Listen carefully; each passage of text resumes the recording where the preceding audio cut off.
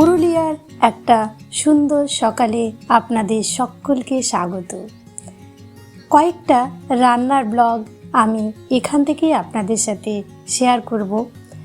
রেসিপির পাশাপাশি এখানের অনবদ্য প্রকৃতি আমার তরফ থেকে আপনাদের জন্য রইল উপহার।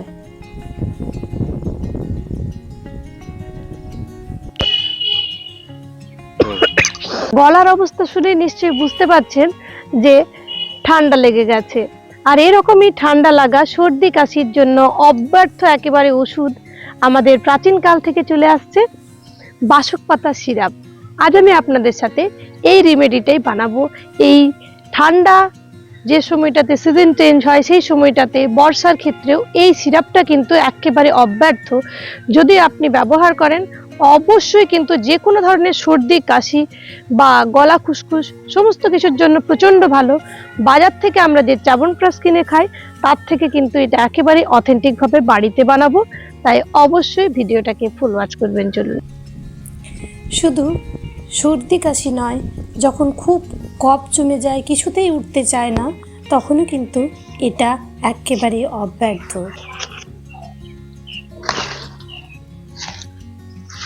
নমস্কার বন্ধুরা, ওয়েলকাম টু কুকিং উইথ ইচ্ছে।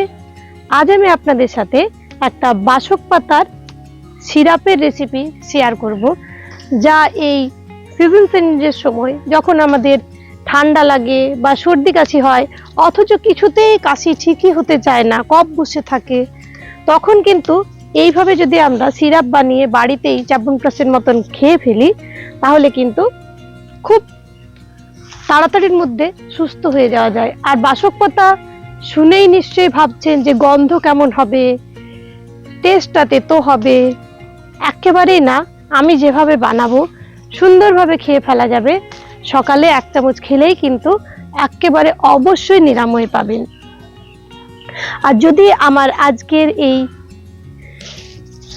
রেমেডি আপনাদের ভালো লাগে, প্লিজ একটা লাইক দিতে ভুলবেন না। যেন কমেন্ট করে জানাবেন যে আজকের এই আমার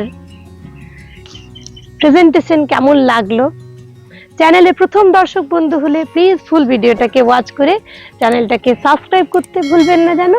আর পাশের নোটিফিকেশন বাটনটাকে অবশ্যই অলে সেট করবেন, তাহলে আমার যে কোনো রেসিপি, যে কোনো প্রেজেন্টেশন সবচেয়ে প্রথমে পৌঁছে যাবে শুধুমাত্র আপনার কাছে।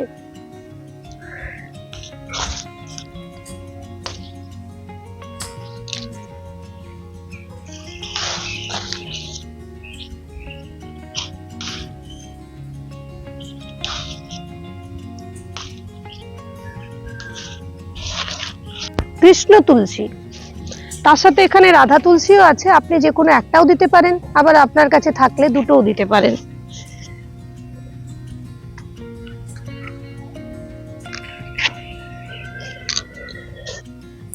তো আমি পাতাগুলোকে ভালো করে জলে কয়েকবার ধুয়ে নিয়েছি। এখন একটা কড়াইয়ের মধ্যে বাসক পাতা আর তার সাথে তুলসী পাতা আমি নিয়ে নিচ্ছি। অনেক দিন ধরে যখন বুকে কফ জমে যায় বা কাশি কিছুতেই ঠিক হতে চায় না, তখন কিন্তু এটা অবধারিতভাবে কাজ করে।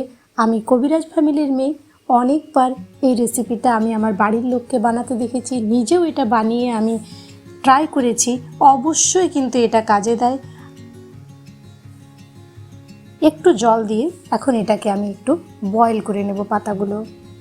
তবে আপনার যদি মনে হয় যে এটাকে শুধু খাবেন, তাহলে সেই ক্ষেত্রেও কিন্তু এটা শুধুমাত্র জুস করেও খেয়ে নেওয়া যায়, পাতাটা বেটে পড়ে।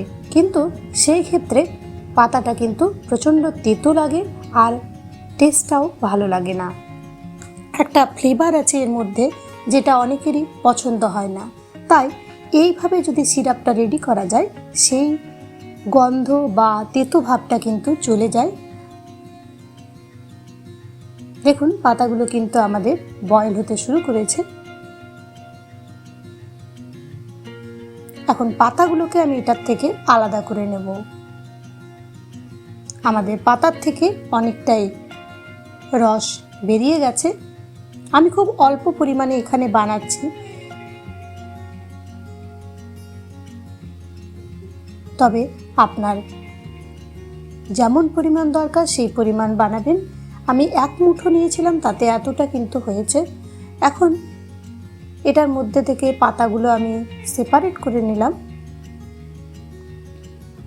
অল্প একটু থাকলেও কিছু প্রবলেম হবে না। দিয়ে দিচ্ছি ফ্লেভারের জন্য একটু এলাচের দানা আর লবঙ্গ দিলাম একটু। লবঙ্গটা কিন্তু সর্দি কাশিতে ভীষণ কাজ দেয়। তার সাথে আপনি আদাও দিতে পারেন।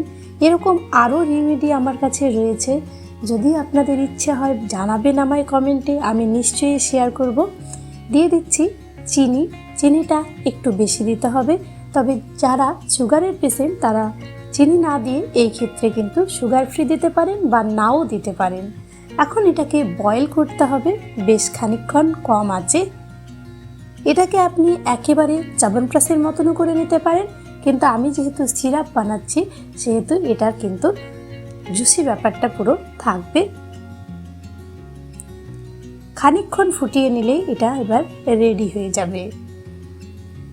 এই শীতে এটা বানিয়ে রাখতেই পারেন, আর যখনই সর্দি কাশি হবে জাস্ট 1 চামচ সকালে খালি পেটে খেলেই কিন্তু এটা ভীষণভাবে কাজ দেয়। আমার রেমেডি রেসিপি এর আগে দেওয়া নেই, এটাই প্রথম আমার রেমেডি রেসিপি। আশা রাখি আপনাদের ভালো লেগেছে। হয়ে গেছে আমাদের রেডি। সবাই ভালো থাকবেন, সুস্থ থাকবেন। দেখা হবে আরও একটা নতুন ব্লগে আপনাদের সাথে।